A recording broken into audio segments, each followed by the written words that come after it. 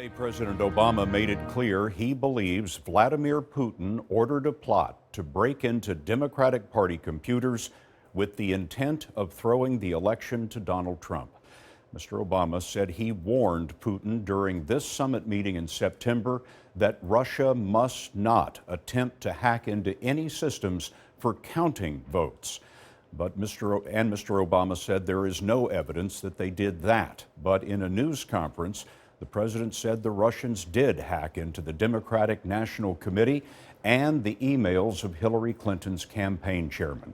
He suggested that Mr. Trump and Republicans aided the Russian plot by embracing the embarrassing leaks that dominated the media before Election Day. Margaret Brennan is at the White House.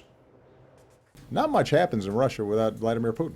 President Obama left little doubt he believed Vladimir Putin was involved with the Russian hacking, and he confronted him about it 2 months before the election.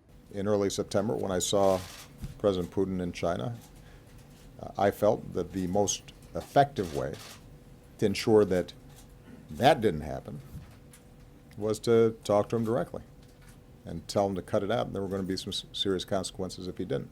Mr. Obama publicly vowed to strike back at Russia for its interference, but he assured Americans that the votes cast for Donald Trump were legitimate. He said Moscow's election tampering should concern all Americans and questioned how some Republicans could believe Putin's public denials rather than the U.S. intelligence community's conclusions. Over a third of Republican voters approve of Vladimir Putin, the former head of the KGB. Ronald Reagan would roll over in his grave.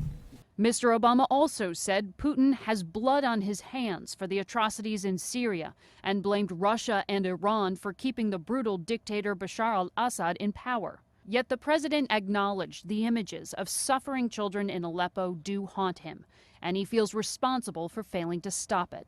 I cannot claim that we've been successful. And so that's something that, as is true with a lot of issues and problems around the world, I have to go to bed with every night. The president said time and again he's considered using military force to protect civilians, but ultimately defended his decision not to do so.